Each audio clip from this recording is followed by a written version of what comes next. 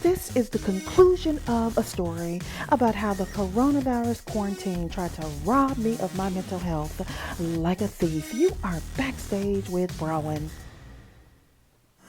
You know, during I want to say the hardest part of the depression was, during the elections, politics, and all of that. And in the background, I had like this one little bit of joy that I was holding on to. And I mean, come on now. I didn't realize that I had these colors on, but this is a semblance of my pink and green, representing my sorority that I love, Alpha Kappa Alpha Sorority Incorporated, Kappa Mu Chapter, Xi Nu Omega. So everything evolving around Kamala, I was there for it.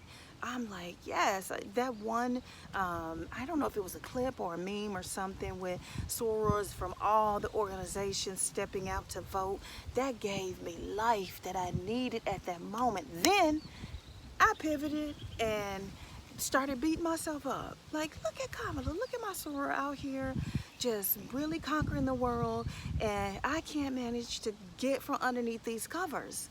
You know, the thing about depression is it really makes you extremely hard on yourself, and then it makes you, for whatever reason, focus on some nonsense. Like, even when I wasn't depressed, I wasn't about to be the VP. I was just about to be me, sitting out here, giving props to my sorority sister, who I'm extremely proud of. But that little bit of the election and what she was striving for gave me a little reprieve from the nonsense and shenanigans, honey, that was going on in my head. You are backstage with Brawin. So when I said that it really takes a tribe to help you when you're feeling depressed, my tribe stars really in my family. You know what? It for real takes a village. And I was just doing my best. I would talk to people when they called, but I was kind of, I don't know, like slinking away a little bit. And then I just started telling them too, like, you know what, this pandemic life is not for me. I don't know what I'm going to do with myself. And it just makes you reevaluate everything on a whole different level, including your mental health. So let me just take this moment to say, if you can relate to what I've been saying so far, that your creativity left you, you felt like you really couldn't find joy or peace of mind. If any of that resonates with you, I just strongly encourage you to exercise self-care. So when I say my tribe helped me get through the depression, that's true. If I reach out and say, I'm struggling today, this pandemic is no joke, I knew my sister was going to say, girl, what are you doing? You could be out here with us. The weather is beautiful every day, not one day, every day. And that just touched me in a way I cannot even express to you. So that's that. I understand that some people are loners and much more introverted than I am. Even in my depression, I am an extrovert to the degree that I reach out when I feel isolated, when I know I need some kind of human and social contact. If you are the kind of person who really sticks to yourself even more when you feel out of sorts, that is a natural reaction. Don't beat yourself up for it, but try your best to find one person that you can build a tribe around. It doesn't take a whole lot of people, but for sure it takes one person that you trust with this thought, this feeling, and learn how to say, girl, or man, whatever, I am struggling today. And you would be surprised at how your tribe will step up to the challenge. If they know you and love you, they are not going to let you drown. So I am just going to take a quick moment to tell my family how much I love them and how much I always have and always will treasure their support. They also know that I do not make jokes about my mental health or anyone else's. So shout out to my sister and my brother-in-law and Bella for having me here. It is definitely refreshing, and it gave me the change of scenery that I desperately needed. For those of you who cannot, for whatever reason, switch up your scenery. If you're in the city, you can't get to the country. If you're in the country and you need a little more energy around you and you can't do that, then find a way. There are virtual tours of practically every famous institution you can imagine. You can go online and do a virtual tour of whatever. You know, you could go to Paris and do a virtual tour of a museum there. You can go to DC, do a Smithsonian virtual tour. You can find a way to change up that scenery. Whatever you have to do, do it. You would be so surprised at what that will do to just give you different perspective, even if that perspective is just for that day, because one day not struggling with your mental health is a whole complete day full of joy. You are backstage with Brawin. Okay, so my tribe is hilarious. My friend group is for real a reflection of me, honey. They knew how crazy the pandemic was making me. Okay, so for my time in Memphis, my home in Memphis is all about my backyard, my flowers, my garden, cooking, and entertaining.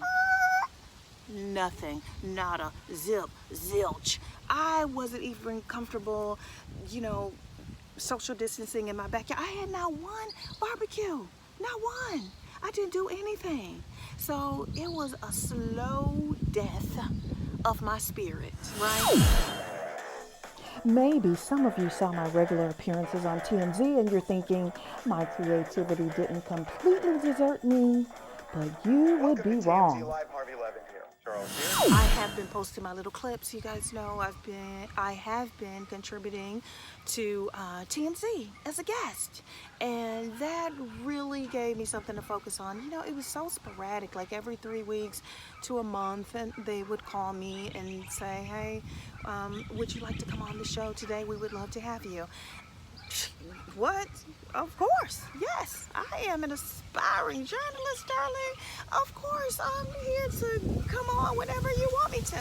I need to have a regular spot on that couch. So shout out to TMZ for really giving me something else to focus on and to make sure that my creative juices were still flowing. And it is hilarious when you get a random phone call from your friends in different states and one different country that actually, you know, sees your TMZ spot. So, you know, that perked me up for just a little bit of the process. Now, it has been amazing, and I am so glad to have that outlet. But let me tell you what would happen.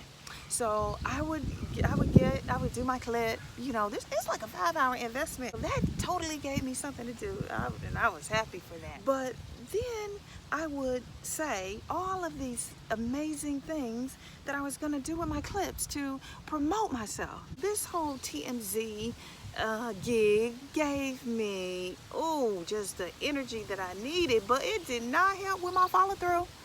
It did not help with my motivation, because after it was done, I had all these plans of what I was going to do with my little clips, have some fun. Please, it was back to moodiness. It was back to melancholy. It was back to being angry at other people for no reason whatsoever. No reason. It's not like anybody was walking around doing anything to me. I was just mad that I couldn't figure out how to fix what was wrong. I couldn't figure out how to fix what was wrong. If you are watching this and you have yet to find that one thing that sparks your creative juices again, that motivates you to get off that couch and get your head from underneath the covers, then don't give up. Just keep going. Keep trying to find out what you can do to feel better, just one single day at a time. Don't look way over there. Don't look way back there. Just stay right here. Just stay right here.